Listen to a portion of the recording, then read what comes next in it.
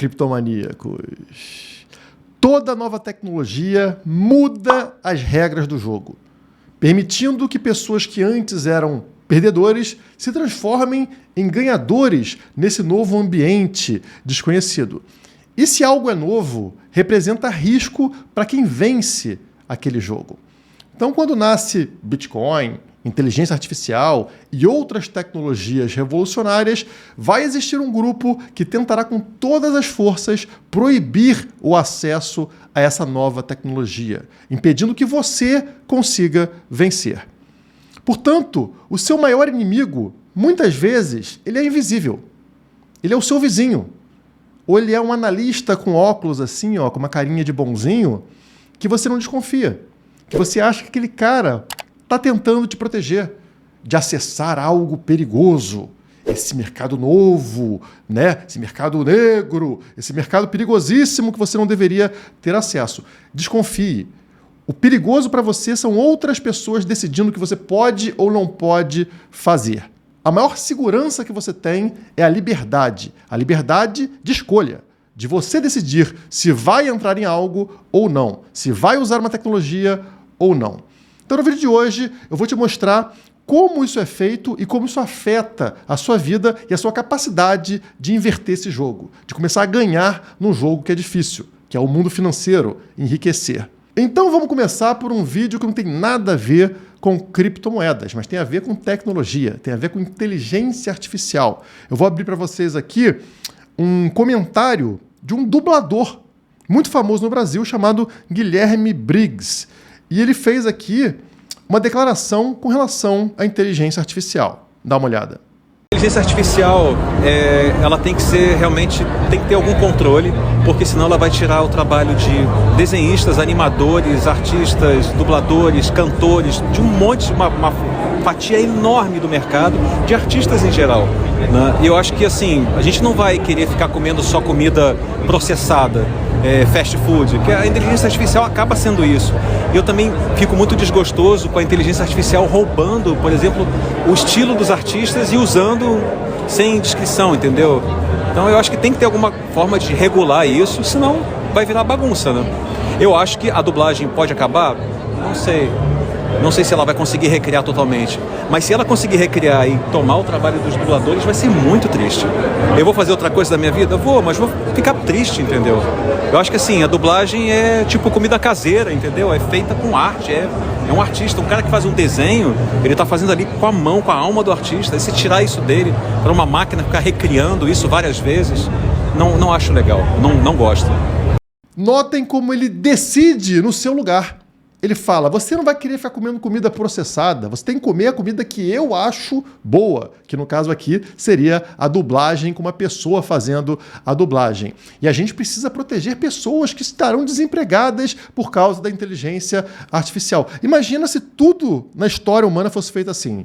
Então, por exemplo, não podemos criar o Netflix, não podemos ter internet, filmes na internet. Por quê? Porque vai matar as locadoras, vai acabar com as locadoras. Quantas pessoas não dependem das locadoras? Pessoas que trabalham ali dentro, comerciantes que possuem locadoras para alugar ali as fitas para você que é jovem e não conhece, né? Antigamente não tinha Netflix. Você tinha que ir lá na locadora alugar uma fitinha com filme, né? Alguns filmes, sem saber se era bom ou ruim, levava para casa e ia assistir os filmes. Então, vamos acabar com essa possibilidade aí de filmes na internet, porque vai acabar com o emprego de muita gente. E eu gosto de uma coisa mais artesanal, eu não gosto desse negócio aí processado de internet, né? Não vamos segurar essa tecnologia que me prejudica. Então, vê o cara ali, né, todo falando pausadamente com seu óculos e tal, para te convencer de que você não deveria aceitar uma nova tecnologia. Por quê? Porque essa tecnologia acaba com o emprego dele. A tecnologia ela é mais eficiente do que ele. E ele não quer eficiência. Por quê? Porque isso é um risco para o que ele faz hoje.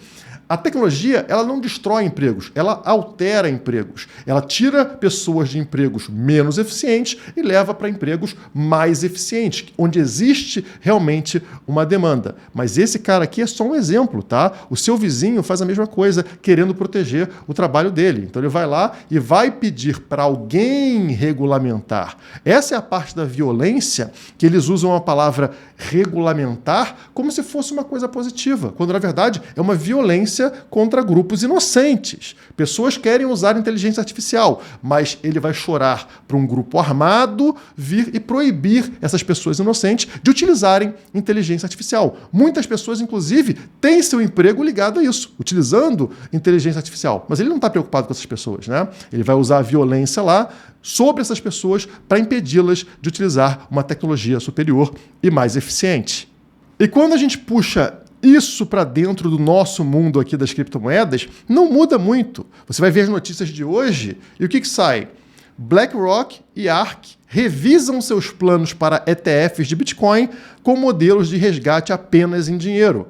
BlackRock e ARK são assets, são grandes empresas de investimento que estão solicitando à SEC, a CVM dos Estados Unidos, a permissão para ter um ETF à vista de Bitcoin. Permitir que pessoas possam investir em Bitcoin. É simples assim, empresas possam investir em Bitcoin.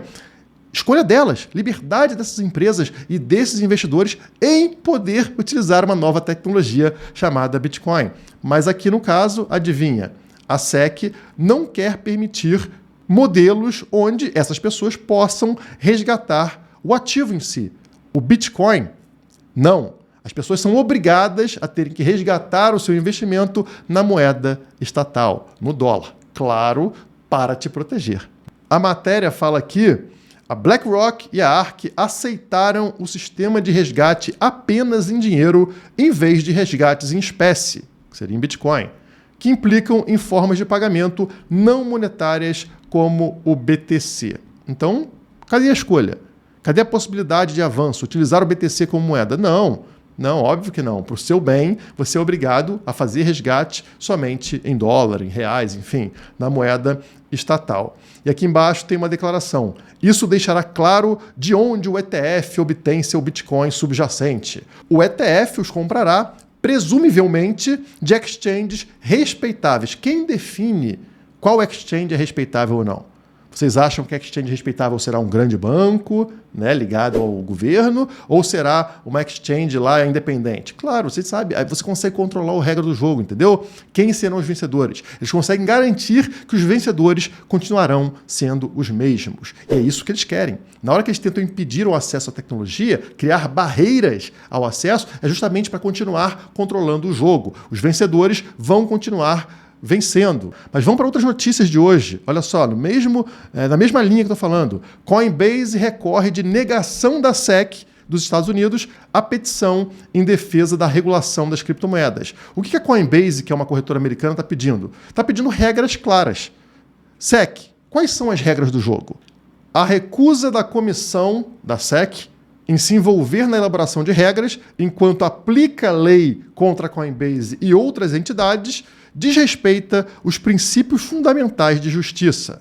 Por que a SEC age dessa forma? Justamente para manter vencedores vencendo e perdedores não podendo avançar nesse jogo. E a Coinbase é uma das perdedoras no caso, né? É uma empresa que está tentando o quê? Desbancar aqueles grandes e tradicionais bancos. Então ela vai ter dificuldade porque vão ser feitas barreiras para proteger o investidor. Outra notícia de hoje. SEC dos Estados Unidos adia a aprovação de ETFs de Ethereum e prazo limite para decisão vence em maio. Então, mais uma vez, a SEC faz o quê? Joga uma potencial aprovação de ETF, no caso de Ethereum, lá para o ano que vem, lá para o meio do ano que vem. Novamente, impedindo que investidores possam investir em Ethereum, que empresas possam investir em Ethereum. Eles criam barreiras para que você tome a decisão de se aquilo é bom, se essa tecnologia é vantajosa ou não para você. E aí você fica limitado ao quê? Ao investimento tradicional, mantendo o seu dinheiro nos vencedores de hoje.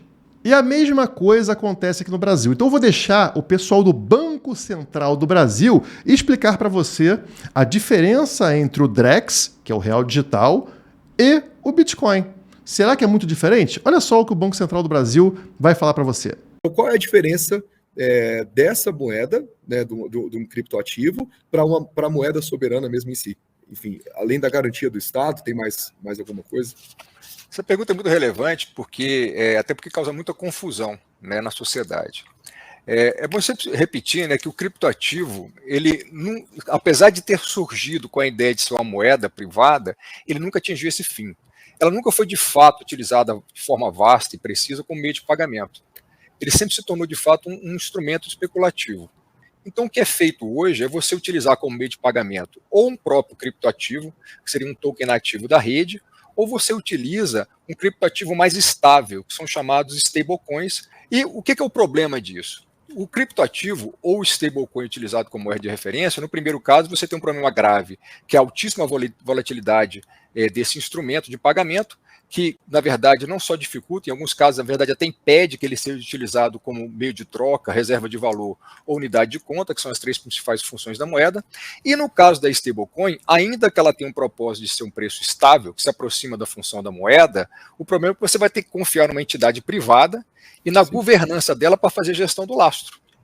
Mas então surgiram as iniciativas dos estados de criar as Central Bank Digital Currencies, as CBDCs. E no Brasil, a nossa CBDC é o DREX. Então, um grande propósito dele, não só para o mercado de criptativos, mas para a negociação no blockchain como um todo, e especialmente no mercado de tokenização de ativos, o DREX vai ser uma moeda de liquidação segura, garantida pelo Estado, com preço estável e com confiabilidade que você pode usar sem ter que confiar na gestão privada de alguma entidade que você não tem garantia da auditoria que é feita lá. Então a ideia é essa, a principal diferença. Aqui é bem engraçado, porque ele começa falando o seguinte: criptoativos nunca atingiram o fim de serem utilizados como meio de pagamento. Talvez seja porque o Estado, o governo, estabelece uma moeda de curso forçado, ou seja, que as pessoas são obrigadas a utilizar o real.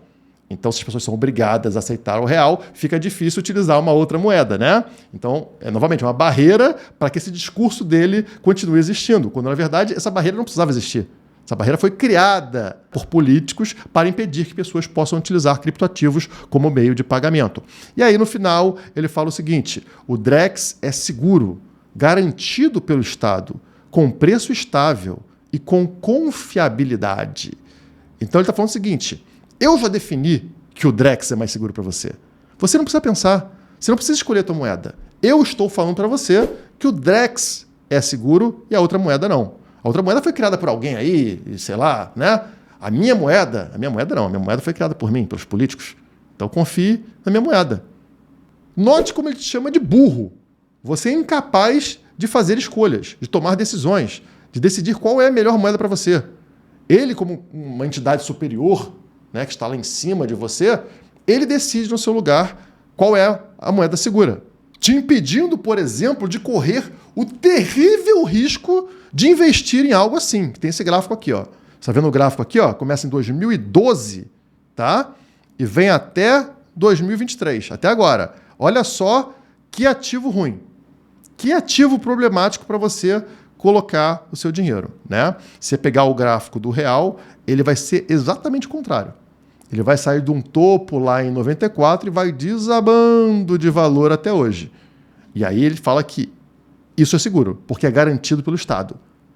O Bitcoin, que é esse gráfico que eu mostrei para vocês aqui, esse ativo é perigoso. E eu queria muito que esse senhor de óculos extremamente confiável explicasse essa notícia aqui da tela. Brasileiro trabalha o dobro do que em 1980 para pagar impostos. Estamos falando de mais de 40% de toda a sua renda para pagar impostos. Isso acontece porque você confiou nessa moeda do Estado, no real, que em breve será o real digital, o DREX, que segundo ele é muito confiável. É dessa forma que o governo consegue controlar o quanto você ganha e quanto ele vai tomar do seu rendimento. E claro que se você tivesse uma outra opção, uma outra moeda para utilizar, que não permitisse ao bandido saber quanto você tem, você o faria. E é por isso que eles não podem permitir. É por isso que eles têm que forçar, criar barreiras para que você continue utilizando o DREX, o real digital. Saia do sistema. Saia do sistema enquanto é tempo. Porque eles estão fechando portas e janelas para que você continue sendo um escravo. Graças ao Bitcoin, hoje a gente tem acesso a uma moeda que impede que alguém saiba quanto você tem de dinheiro e consiga tomar esse dinheiro de você. Viva a tecnologia descentralizada. Por hoje é só, muito obrigado e até a próxima.